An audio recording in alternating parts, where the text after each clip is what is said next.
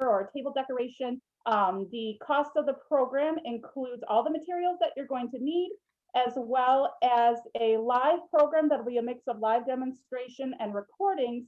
And then you'll have access to those recordings after the program to go back and finish up your project, because we don't expect you to finish it during one evening. So you'll be able to go back and rewatch any of the videos that you might want. And so we'll share a link for more information on that program and how to register in the comments as well. So I'm going to go ahead to the next slide. Just the information there again about our upcoming or about our exhibit, how long it'll be open, and then just a few housekeeping notes. During the main part of the presentation, we just ask that so everybody can hear the presentation well. If you find that you're experiencing a delay in the speaker's video, you can try to turn off your camera if you have it on.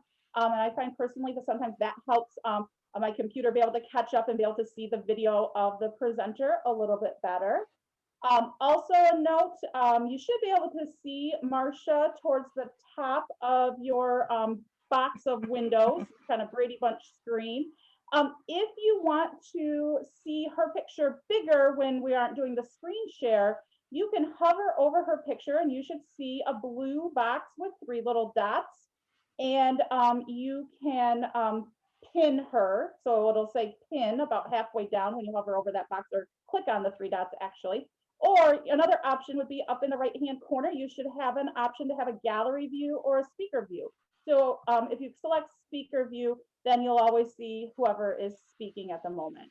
And then also please feel free to use the chat box to add questions.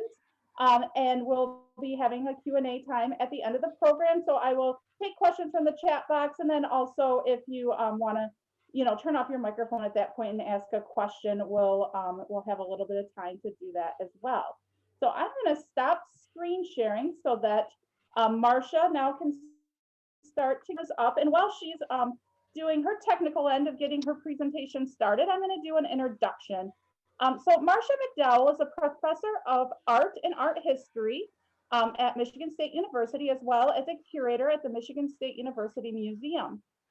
She is a director of the Quilt Index, as well as the Matrix, a Center for Digital Humanities and Social Sciences at MSU, and the director of the Michigan Traditional Arts Program. She has served as an elected president of the American Quilt Study Group. She was a founding board member of the Alliance for American Quilts, as well as the American Folklore Society Executive Board that she served on, and Studio Art Quilt Associates. Her research is focused on the documentation and analysis of the production, meaning, and use of traditional material culture, the development of curriculum materials related to community-based knowledge, and the creation of digital repositories to increase access to and use of traditional arts materials. Her work has resulted in numerous publications, educational programs, exhibitions, and significant museum and archival collections. Current major projects include one with the Nelson Mandela Museum, Michigan 4-H, and a network of museums with African American quilt collections. So without further ado, I will turn it over to Marsha MacDowell for her presentation on Rosie Wilkins and doing African American quilt research. Thank you. Thank you so much. And can you hear me fine? Great. I'm astounded that there are people from as far away as London and Australia, Tasmania. My goodness, it's just crazy.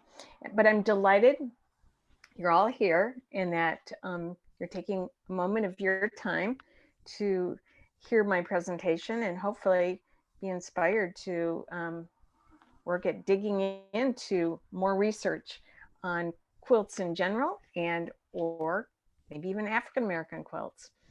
So the only thing I would add to what the introduction, which was lovely, is that I have to confess I'm really not a quilt maker, and I just feel like compelled to always share that. Although I grew up with quilts, I've got a collection of family quilts, and I can sew, And yes, I have made one quilt. It took me 11 years, but I just love them. And I love, as both an art historian and a folklorist, I love the visuals and I love the stories. And because overwhelmingly it's a women's art, I love the fact that it is exploring women's creative expressions. So let me just jump in.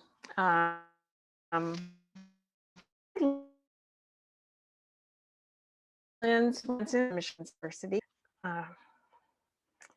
So what I'm going to do today is just talk a tiny bit about Rosie Wilkins, and more to the point of like, why am I connected with her, a personal story, and then maybe a little footnote on the impetus for this exhibit at the Lakeshore Museum. Then I'm going to talk about sort of the history of researching African American quilt history, particularly in Michigan, and then some resources. And then at the end of my little PowerPoint, which is relatively short, I am going to switch to another screen share to look at the Quilt Index as one major resource for investigating quilts in history, and particularly African American quilt history. So let me begin. So the focus on Rosie Wilkins, the fact that systematic quilt history research really started in the early 1980s. And in Michigan, we know that we were one of the first statewide documentation projects to get inaugurated. And for us, it was in 1983, and it was a staff of the MSU Museum, including my colleague Lynn, who began a Michigan Quilt Project to systematically document quilts, quilt makers, and quilt making activities in the state. We knew that there were tens of thousands of quilts that had been produced historically, and that there were thousands that are held in both private hands and public collections in the state, including many historical museums and art museums. So what we did was we consulted with the 2 or 3 other states that had launched similar projects and looked at the kind of form for collecting data that they had produced, one in Kentucky, one in South Carolina, North Carolina. Anyway, we adapted it and basically had the same kinds of fields of information. And then we did a press release. And because at that point in time, I was working quite a bit with Michigan State University Extension, and in fact have been to Kettman Center several times, we put a call out for community partners who would like to host what we called a Quilt Discovery Day.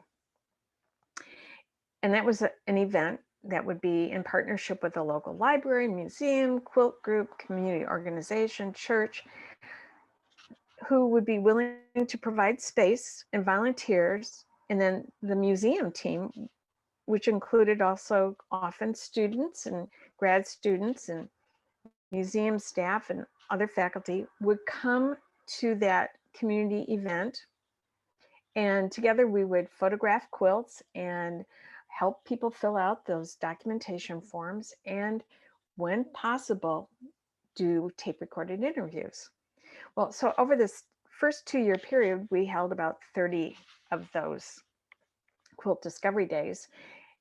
And what we were realizing is that the first swath of Quilt Discovery Days were all in partnership with what I will have to say were white organizations, the majority culture.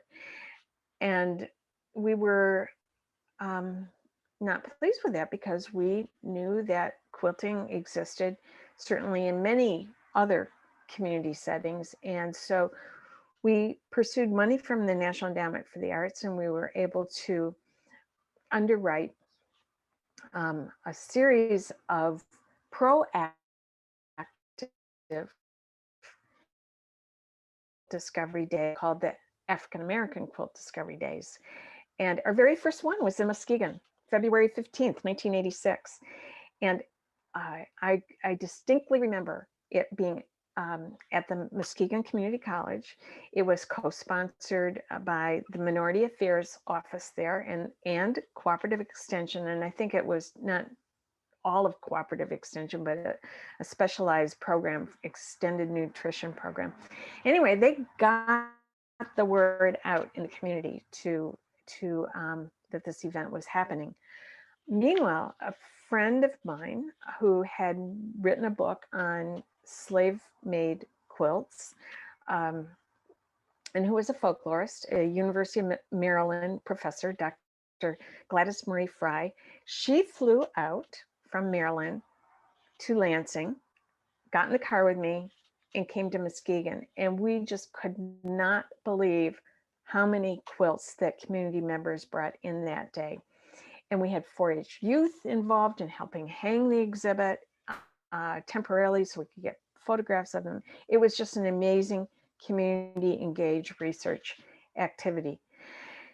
Well, subsequently, we went on to partner with a number of other agencies that were in historically Black communities, or they were important communities, or they were very large communities. So in Idlewild, many of your audience members, which at one time was like this amazing destination point for African Americans who could safely have a resort and own property. And there's people are called Idlewilders today, have a fierce devotion to that place in Baldwin County. And so who helped sponsor the Quilt Discovery Day there, but the Idlewild Crochet Club, the mayor of Idlewild, and the Lake County Cooperative Extension.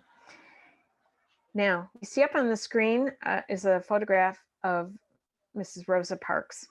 Would you believe we had 2 days of Quilt Discovery Days, African American Quilt Discovery Days in Detroit, and they were with the Detroit Historical Museum and the Museum of African American History.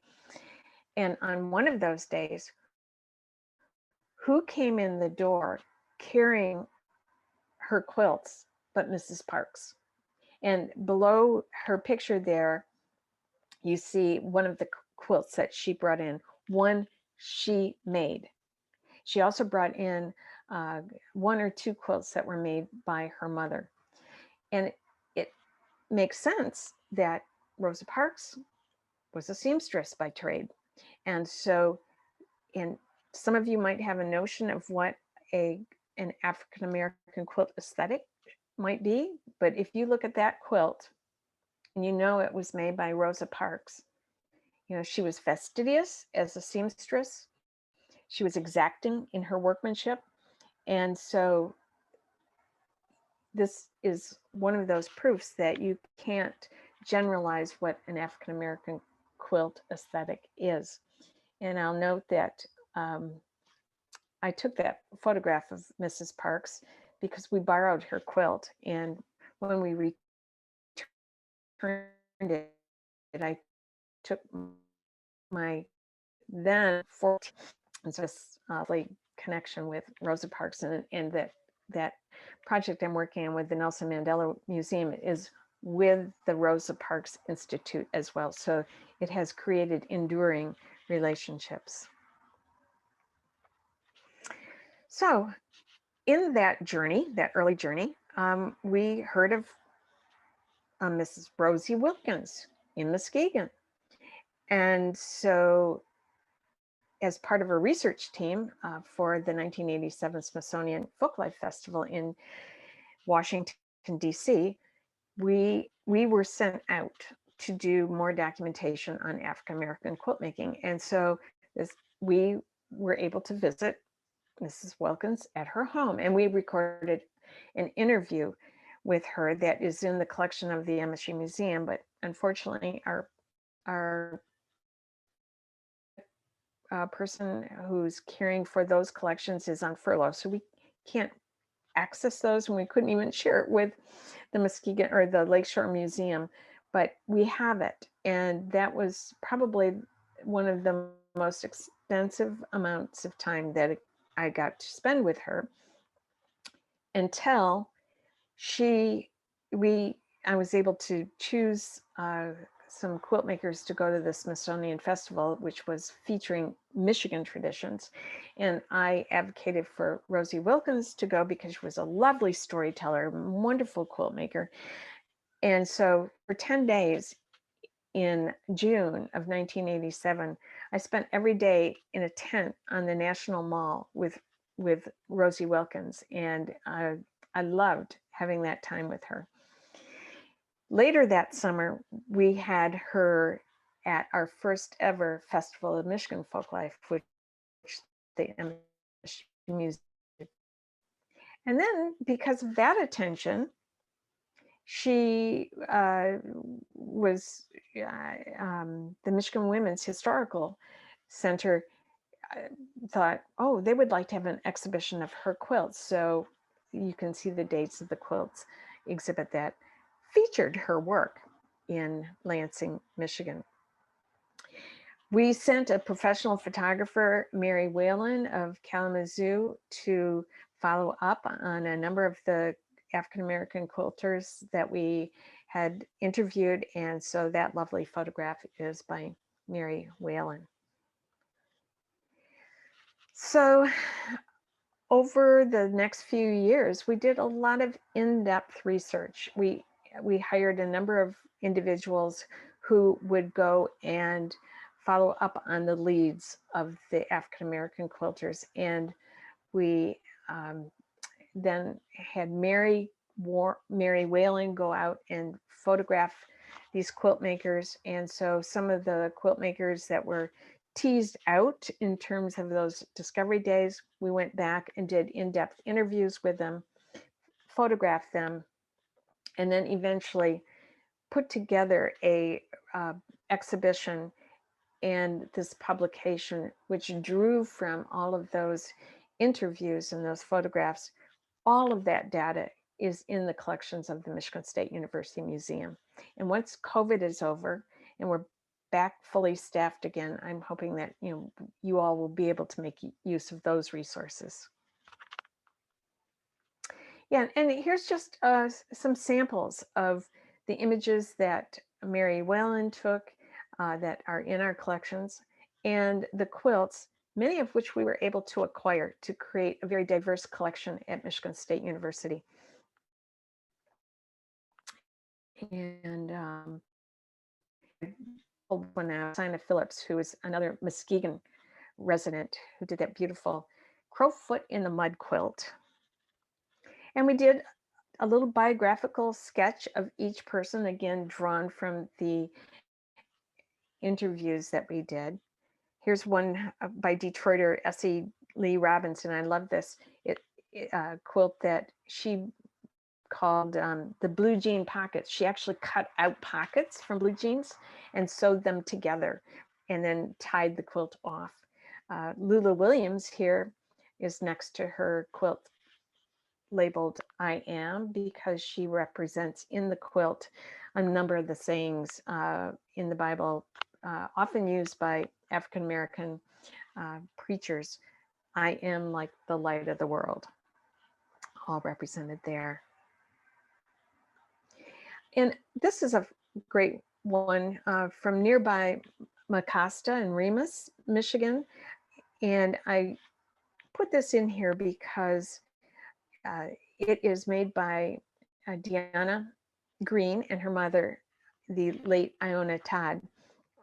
And it's two quilts here, that two versions of a Todd family quilt. And this is, it can be evidence, and I'll be showing one towards the end of this PowerPoint. The quilt itself is evidence of materials, of stories, of history. And Deanna used to go and interview her own relatives, and then also do archival research in archives and libraries. And she spent a lot of time at the Michigan Library and the genealogical collections. And she would extract those bits of data and then embroider in single thread stitchery, embroidery, those stories and copies of the documents she found that chronicled the history of her family from a formerly enslaved forebear who escaped and came from Kentucky, came up through Port Huron and to Michigan and Mecosta, and then is part of now what is called the Old Settlers group there. I've put the URL down at the bottom, which is a direct link to the quilt index where you can find this quilt. On the right-hand side, I wanted to show that image because it shows Detroiter Zelma Doris, who in her oral histories about her family's engagement in quilting told about how important it was to their quilting history was tied to the time of enslavement, and how she was always taught to make the border of a quilt with a pocket in it so that they could hide important family documents that couldn't be found. We have another quilt maker who said that you always had to quilt with the needle facing towards the north, because that's where opportunities for African Americans were. So you can see embedded in these quilts are actually wonderful stories that tell us information about the African American experience that you might not ordinarily read in other places.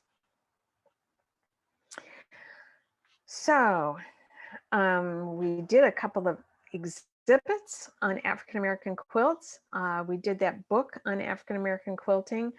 Questa Benberry, shown here, sitting in a chair, holding up quilts.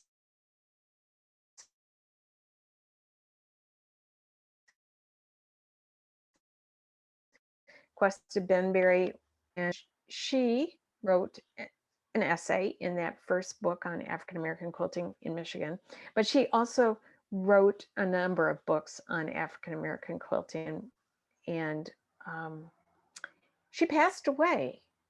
And after she passed, her son called up our museum and wanted to know if we wanted all of her research papers. She was from Missouri, St. Louis, Missouri. She had a master's in library. She was an avid historian and researcher. And so we said,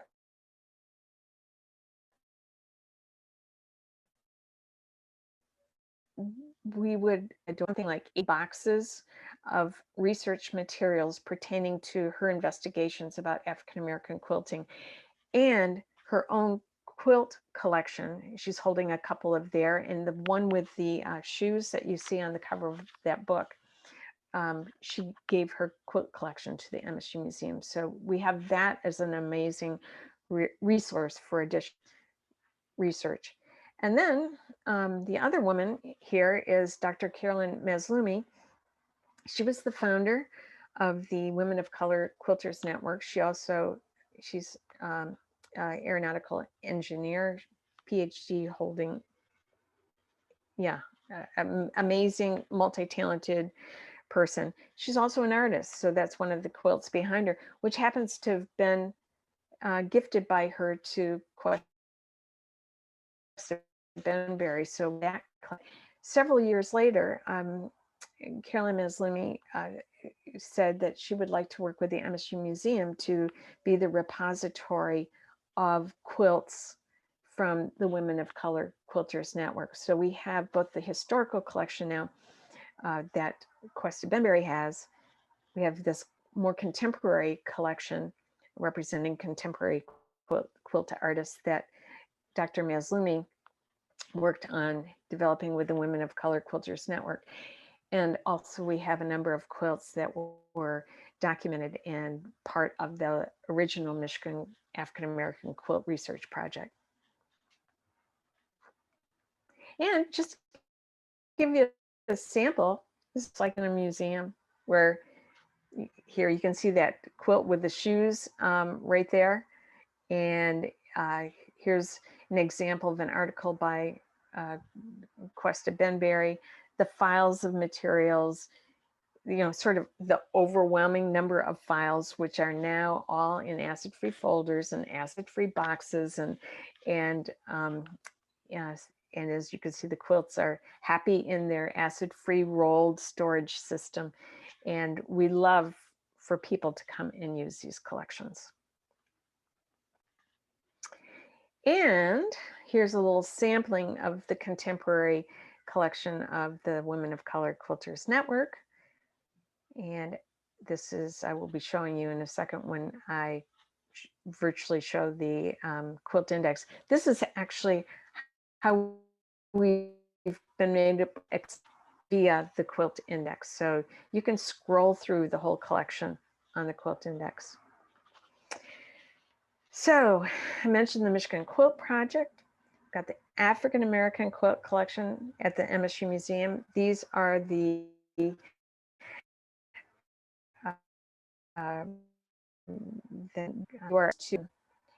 well, we have another collection of the research papers of Kyra Hicks, who wrote the book Black Threads, and which is a great resource for African American history. And she's donated her papers to us. They're not yet digitized or available in the Quilt Index, but that is on our to-do list for the future. And then lastly, circling back to Dr. Gladys Marie Fry.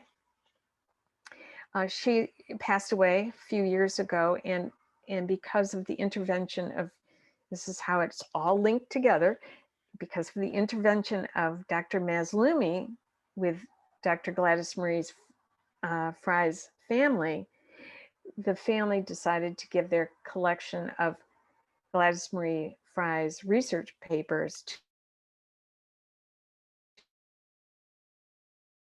to Michigan State University. Well, archival research materials, we worked with the MSU Library, and they have completed a complete cataloging of it and a finder's guide. So there's a link to the finder's guide there. So at Michigan State University, I think we really created a hub for the continuation of deep research on African American quilt history.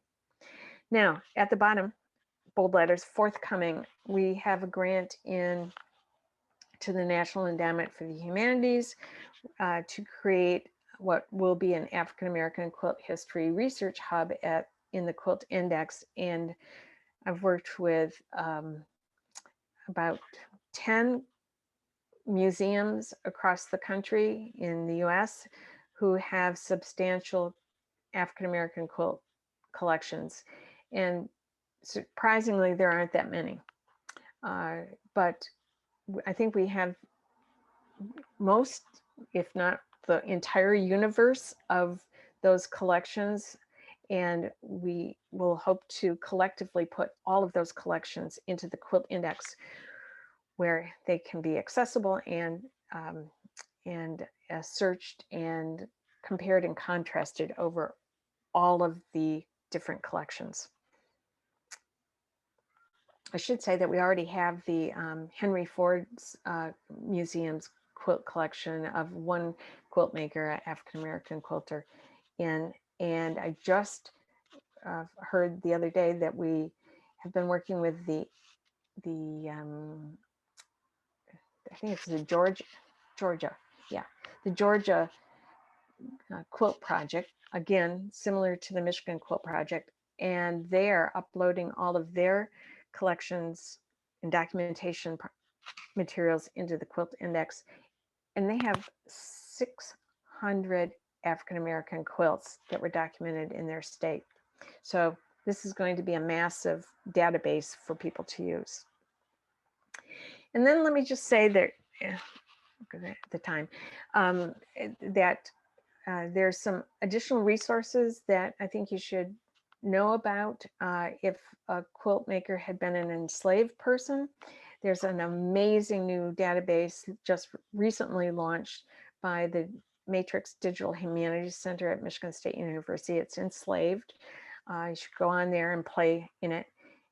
What we didn't have available to us in 1983 was the digitized newspapers from the Michigan Chronicle, which predominantly was an African-American news vehicle in Michigan. And then of course, Ancestry.com and Family Search, these are amazing tools. And there are so many more tools out there now that you can plunge into to find data that you could not have found before. Now I just want to turn to a fun thing that illustrates sort of the adventures of doing African-American quilt research. In the last couple of years, we at the MSU Museum acquired this quilt, and I'm sorry, I don't have blow up so you can see it easily, but on each one of those white portions, the crosses, is the name of a woman embroidered on there. And her name is usually preceded by the word sister and their street address and their phone number. We didn't know anything else about this quilt. That's all we had. So I've been working with a university undergrad student, Berkeley Sorrells, who has been investigating this. We talk weekly, and she is looking at all of these digital online resources now. And just as an example, now we can take the address, plug it into Google Maps, and see the address. But look what happened when we plugged in the first address, is we realized there's no house there. There's no neighborhood there. So she plotted all of the addresses onto this interactive map, and you could see that all of the signers of the quilt are located on what is now empty space because of urban renewal. And there's at the top of the screen, you can also see that there's a dot or a peg at what is a church that still exists, and that was like the hub of the African-American, one of the hubs of the African-American community there. And it was a church that, if any of you know the gospel singers B.B. and C.C. Winans, they grew up in that church. So we would know, we've been investigating historical photographs, trying to pinpoint the home. She's been doing genealogical research, but we're hoping that we can find a granddaughter, great-granddaughter, who will be able to give us firsthand stories about all of these people who are inscribed on this quilt, who we know had some kind of relationship with each other and definitely lived in this part of Detroit, which is called the Black Bottom part of Detroit. So now I'm going to switch over to real-time. Here we go. I have to stop share and then click on my other. There we go. Let's see. Pulling it up and back to share screen. Let's see. Am I doing this correctly?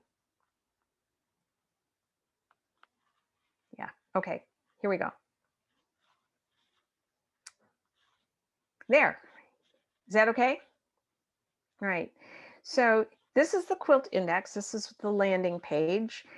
And let's see, I've got to get the little line. Yeah. Okay. I'm just trying to get my picture showing up in front of the search tool. Yeah, so let me just show you quickly some ways that you can use this, and then you can go at your leisure and play around with this. We have now over I think, over 80,000 quilts in this database. And they are from, yeah, I can see Canada. And we don't have Manitoba quilts in it. We have ones from Alberta. I'm in conversations next week with people to get the Ontario Quilt Project documentation records in. We have quilts from Southwest China. We have quilts from South Africa. And the beauty of this thing is that you can search by quilts. And I'm hoping that this will, where I am right now, will have good enough speed that we can, yeah. So you can search by quilts, and then you can go over here and you can sort by pattern name, by date, and then this is the really cool thing. And if you want to compare and contrast, you can click in a little box and click in a little box, and then go up here, compare. And if you're nuts about log cabins, you can look at all the variations that are in here, and then you can blow this up, and you can blow this up, and then you can move them back and forth. And now you can start seeing what a great tool this is. And especially if you're looking at one quilt from one collection, say in Alberta, and another quilt in Ontario, and another quilt in Michigan, and you go, oh, I think those are sort of similar in design. And you can click the compare and contrast button. So I'll just close these down now and show you a couple more. Yeah, we'll just get it out of there. Oh, I'll just show you another thing. I didn't choose this one on purpose. It's just random, but not only can you make it bigger, and then you can also see the full record, which means that you can see the image, and then you can see those data fields that I originally talked about, which were in the documentation days. So these fields of information, you can see who made it, where it was made, the date it was made, and any other data that has been given to us. And if there's a story about the person, you know, they were a homemaker, or how they learned, if they've given us the data, we've put it in. Now, special collections, or you can then search by artists. I'm going now there. Let's see. It shouldn't take too long. Let's just show you a couple more things, and then so if we have photographs of the artists, this is like, if you're really just interested in the artists and their stories, this is one way to access this. Collections, I gave you the URLs, but in a second you'll be able to see that. And these are all the documentation efforts, some of them several efforts in one province or state or country or region. And we are slowly but surely trying to get all of those data in. If you looked at, here we'll look at Michigan. Let's see, we'll load some more. Look at Michigan. We can view the Michigan Quilt Project. And tells about the project. And here are all of the museums whose collections have been entered into this. So that means that it is making collections from museums more accessible and visible and usable to people. Then I'll just show you a couple more things. Special collections. Yeah, so you can go, you can see that search from museums. You can see it by collections. Here are African American collections in the Amish Museum. And this is Quest of Benberries. We have a COVID mask project. And let's see, yeah. Yeah, so then you can see a number of things, including, here's a information placard from that Quilting Sisters exhibition, and then quilts. And here, there's Crowfoot in the Mud again. And here's a Rosie Wilkins quilt. So, and there's S.E. Robinson's quilt. And then I'll just show you, I think, one last thing and I'll stop so I can leave time for questions. We have also started what we call a quilt legacy project, and my neighbor, Claire Vlassen, was a avid quilter, avid quilt collector, a quilter, very involved in research. And when she passed away, her husband stopped, my neighbor, he stopped at my house and said how much he was missing her, how much he wished he could do something in tribute to her. And as we stood there, we hatched the idea of aggregating all of the quilts that Claire had made and those that she had dispersed to family and friends in one spot where we could then tell her story along with contributed oral histories with photographs from her quilters group. And so in one spot, we have created a document that tells Claire's life in quilts. And we will be working to expand this opportunity for other individuals, either collectors, scholars, or quilt makers who want their story of their experiences in quilts shown.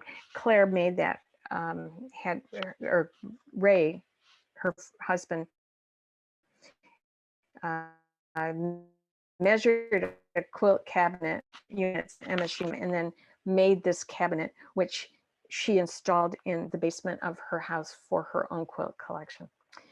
So I am going to stop sharing, and I think as I do, I'm going to say, I hope I've inspired you to get your hands into the Quilt Index, whether you're a researcher or a museum person, or if you just want to be simply inspired by what other quilt artists have done. It's just a tremendous resource. Okay, so that concludes my prepared remarks. So Jackie, do you want to? Sorry, just unmuting myself here. Okay. So yeah, if anybody has any questions that they're interested in typing into the comments, you know, I can read them out for Marsha, or if you would like to unmute yourself as well, we'll just see how many people there are. We might have to do a hand raising situation if we have a lot of questions, or if nobody's question, you are welcome to just unmute yourself and ask it. So I don't see any yet in the comments. I have a question. Okay. Mm-hmm. What is the criteria for the quilts to go onto the quilt index? Might you be a little bit more specific? Like, okay, so is it like individuals are putting it in? Is it museum collections? Is there a particular age of quilts you're looking for? So we have some of those quilt documentation projects did have limitations. Like some state projects only looked at quilts, only documented quilts up to 1945. So some refused to document any kit quilts. But what we have been working on, well, to date, we've mostly worked with the documentation projects and individual museums for inputting materials.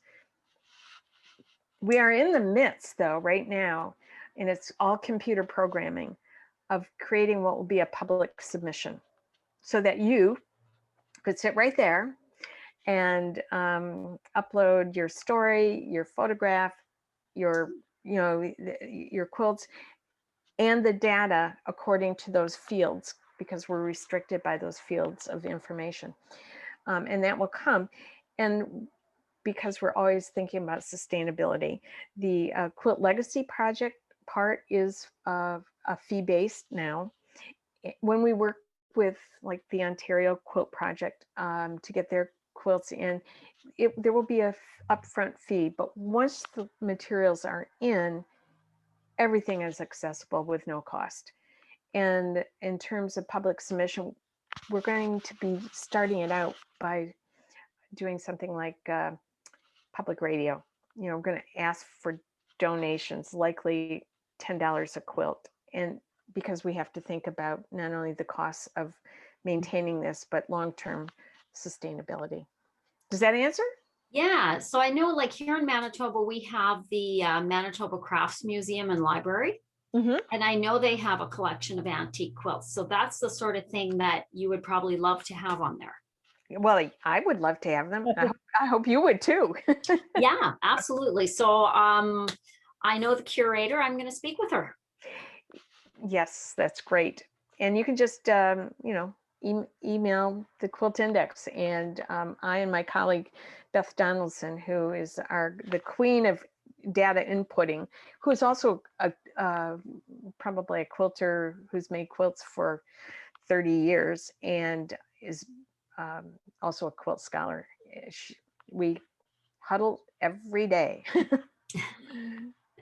It's very interesting. Thank you so much. You're welcome.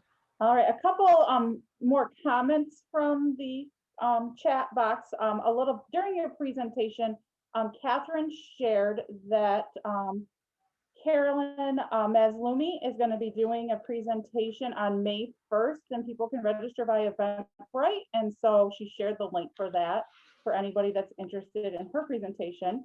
But then also Leanne from our viewer from Tasmania shared about the in Australia, they have a national quilt register if anyone's interested in taking a look. Much smaller than the Quilt Index, but she also shared the link. So then we had a question, let's see, from Brenda. Marsha, can you share how people can document the quilts they have? So you already covered that. I will say there is in the Quilt Index, if you went back online, and I'm not going to do it at this time, but there is a place where there's information about how to contribute data, and you can have access to the form, the Quilt Index form, so that you can fill in the data and then return it. But again, we're not doing one-on-one submissions yet, but it is soon to come. Okay.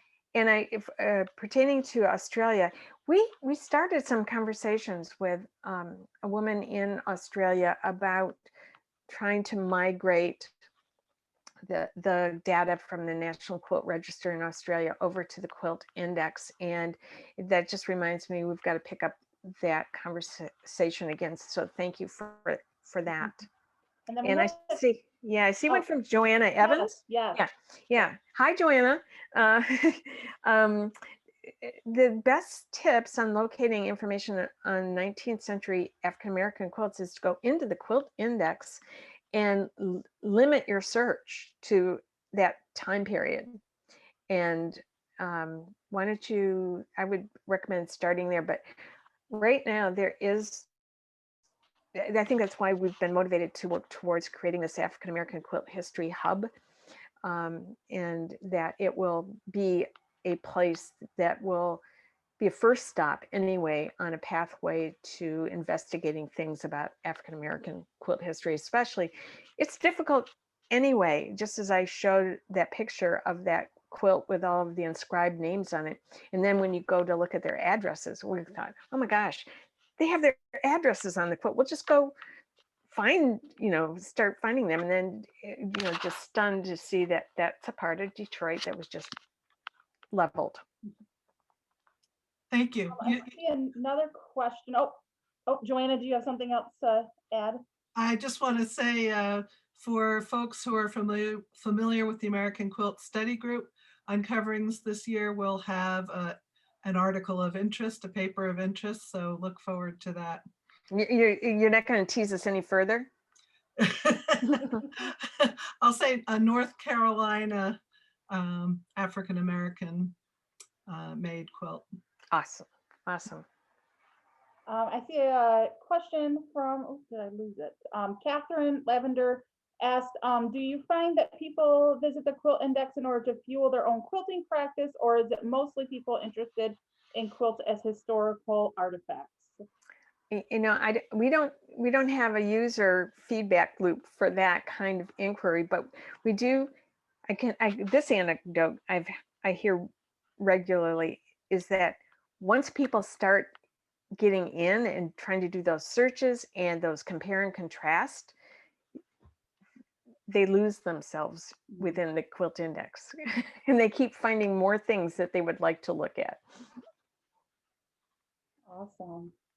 I don't see any other questions. I do see that Mary heard about this talk through the Smithsonian Life News, so Oh, they must have wonderful. picked it up and shared it. But if anybody else has a question they'd like to either type or unmute, we'll take another minute or two. Maybe while you're looking for any other questions here, Dr. MAZLOOMI gifted a quilt to the MSU Museum about a year and a half ago that was made by a formerly enslaved woman. And Dr. MAZLOOMI, myself, a couple of other people have been working just so hard to find out information about this woman who, and she's very elusive. I mean, we've got we have some information about her parents, but we hit that, like, the formerly enslaved barrier, and we can't track her lineage back to her family because I'm hoping, I haven't tried her yet in this enslaved.org site, and it's on my list to soon go back and pick up her name and plug it into that new resource, and hopefully we might be able to tease out something there. But it is so frustrating because you get to a certain date and it's really hard. Yeah, that's exciting to have that new research. As researchers, to have a new place to search is always like you're going down the rabbit hole for who knows how long, but that's exciting. Joan Thomas asked if the map of Detroit that you shared, is that available publicly? No, right now that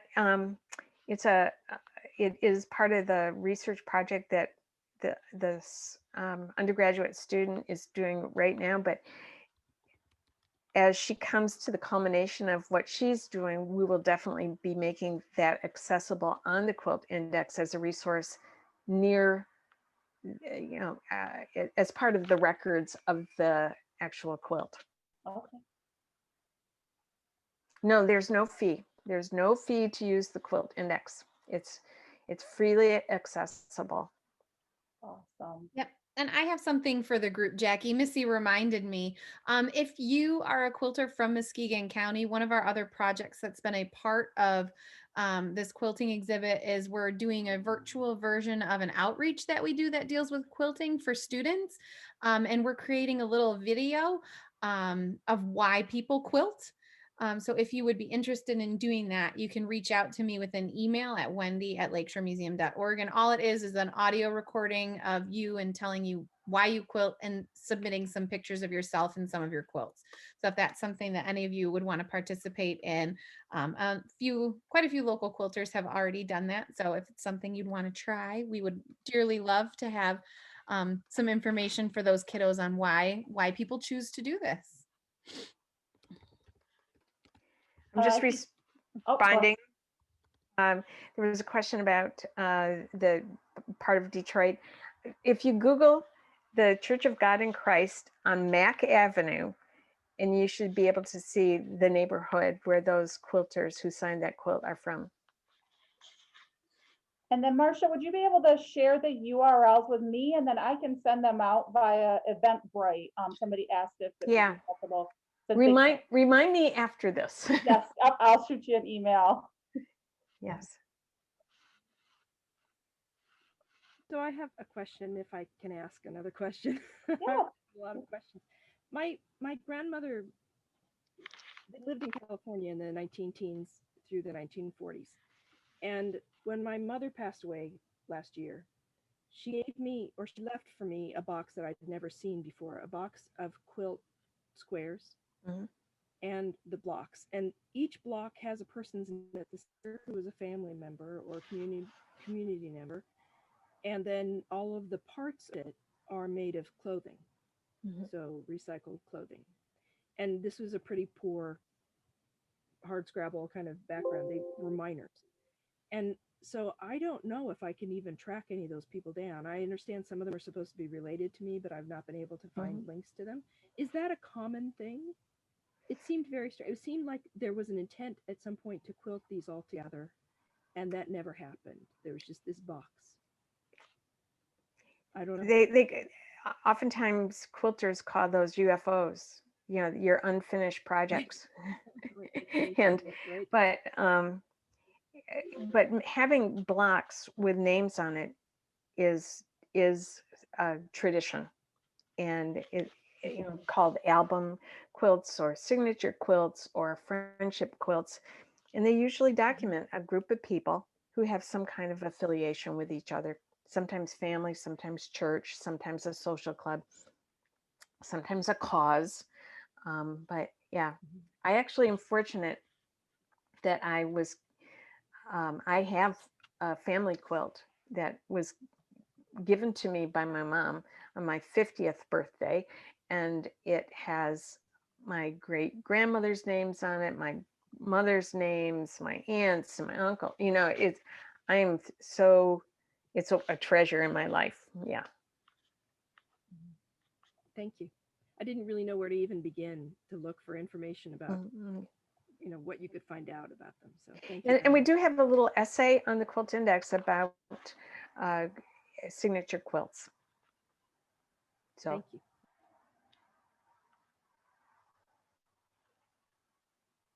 Great. Oh, somebody asked if the quilt index could help to tell the date of old fabrics in old quilts.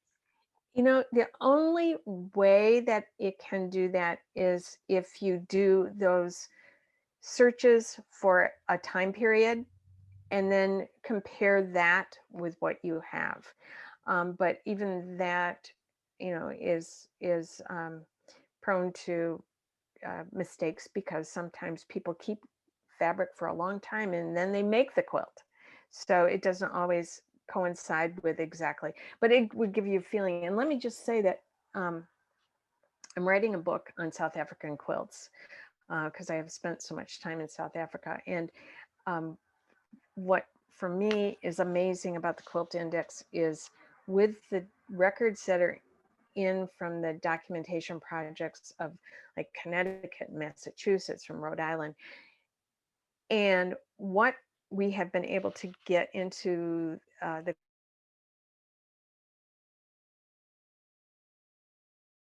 South Africa search and let the Quilt Index show you what the quilts are from that time period, whether they are from South Africa or Connecticut. What you will find is the same fabric in South Africa as you will see in some of the quilts on the Eastern Seaboard, which makes sense because they were uh, fabrics that came with immigrants from the British Isles who were carrying with them to South Africa or to the coast. And I dare say there will probably be evidence in Canada, those Commonwealth countries too, of the dispersion of fabrics that were following migration trails. Awesome. All right. So I see lots of people that love the presentation, thought it was very interesting, and thanking Marsha. So maybe we'll end it there, and we will definitely give her a silent round of applause as we do with the students when we do a virtual program. It was very interesting, and I'm sure everybody learned a lot. And so I will send Marsha an email about getting those links, and I will send that out through the Eventbrite platform. Has all your emails in there, so I will share those that way. And then if you have any other questions, burning questions, follow up with, feel free to reply back to that email and I'll share them with Marsha. And I won't guarantee how fast we'll get them back to you, but I will share them with Marsha if that's all right with you. Because I know sometimes things come up, you're, lying in bed tonight and you're like, oh, I wish I would have asked. So, so we're happy to do that. The links others mentioned in the chat. Yes, I can. It should be the Australian Quilt Index and the other talk. We can share that as well in the comments there. So, all right. Well, thanks again, everybody, and thanks again to Marsha. This was very interesting and informative program.